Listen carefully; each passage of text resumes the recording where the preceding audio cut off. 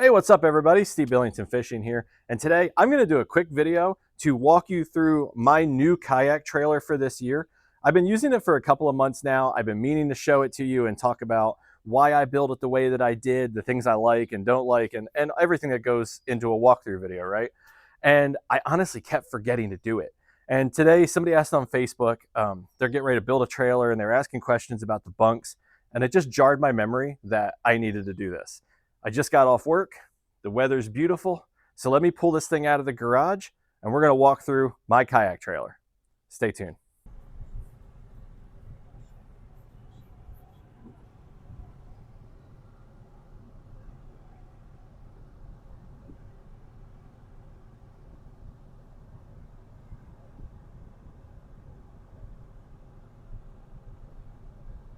All right, take 7,005 because I haven't liked any of the ways I've started this.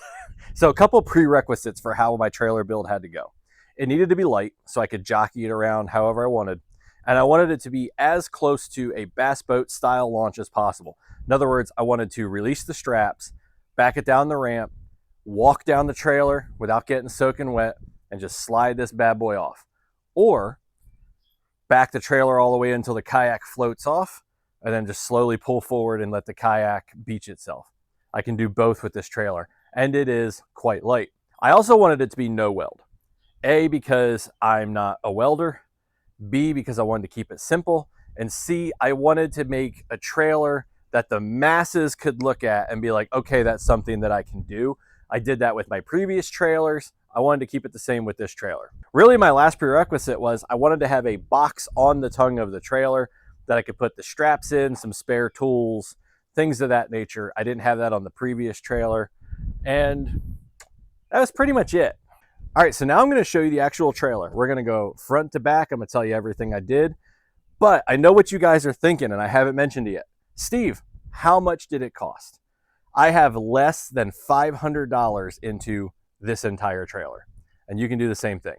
So let's talk about what the trailer is at its base, and then we'll go through the build because that just makes more sense. All right, this is a 19-foot Trail Star bass boat trailer. It is galvanized, super light, and this trailer cost me less than $200. There is a boatload of ways that you can get a cheap trailer. You're gonna have to do that part on your own, but trust me, it can be done.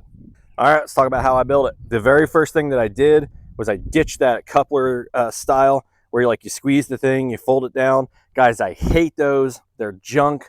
I don't think that they're safe. They pop off all the time. This is a Kurt quick pin coupler. Sets down on there, the pin goes across, you lock it in. That is not coming off. Absolutely fantastic. I've used these for thousands of miles on trailers. I absolutely love that thing. Super easy, super secure, and it costs like 20 bucks. The trailer tongue wheel thingy, Harbor Freight, I already had it, didn't cost me anything, but I think they're like also $20. I already had the spare wheel that matches the two that are on the trailer. So I took these off my old trailer. They are 13-inch highway speed rated. They're basically car tires on trailer rims. They obviously didn't cost me anything with this build, but I want to say for all three of them, I paid like maybe $100, $120 at the most with shipping. They were extremely affordable, and they're pretty great tires. Trailer box, I did not get this from Harbor Freight, but that's pretty much what it is. I actually got it on eBay for $45 shipped. Super cheap.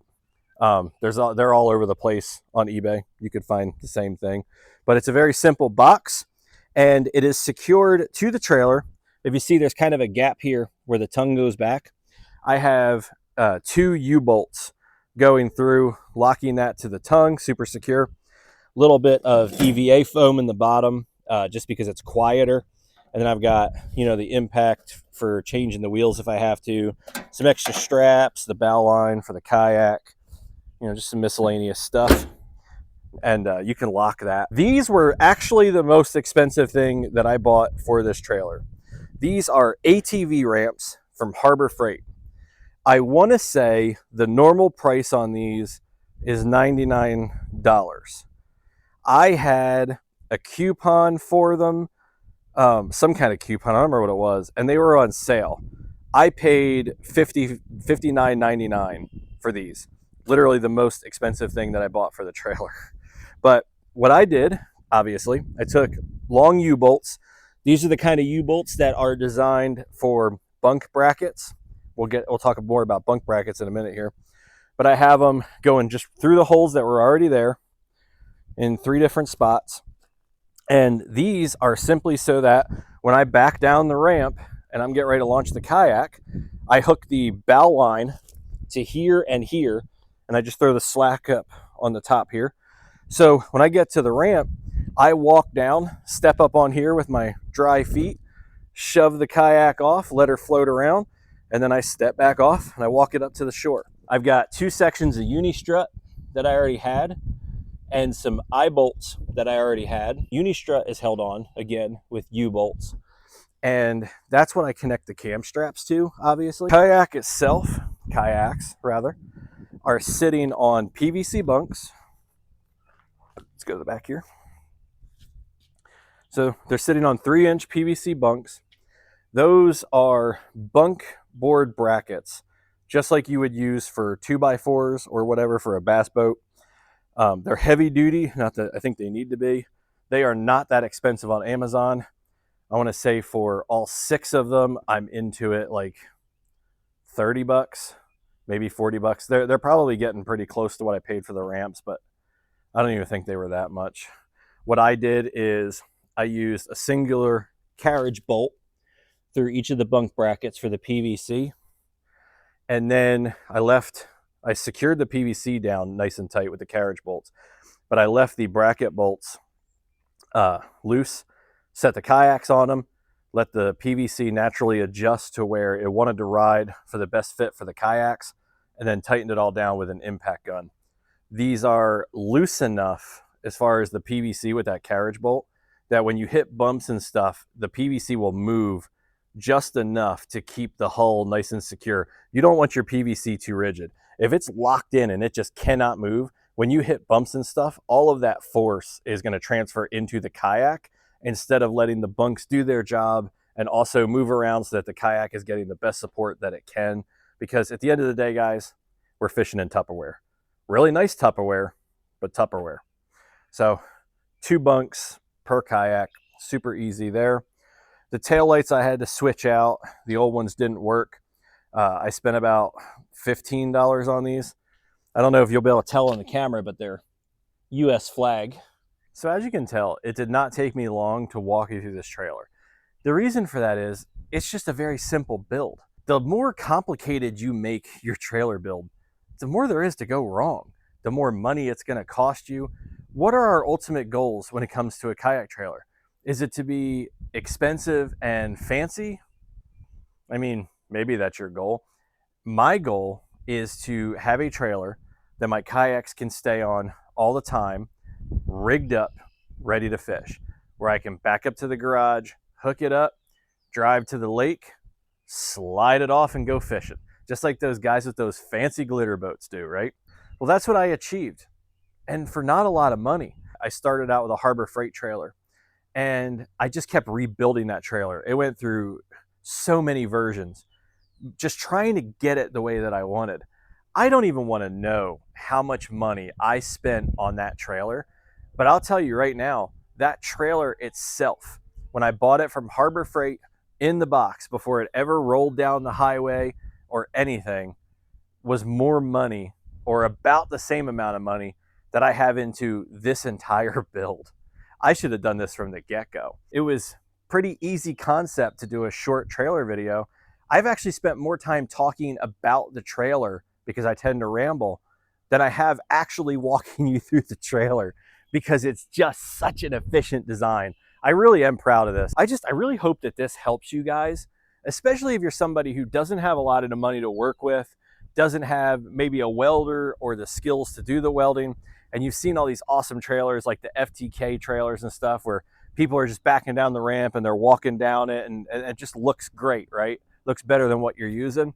This is a way that you can get there very affordably without the need to use a welder.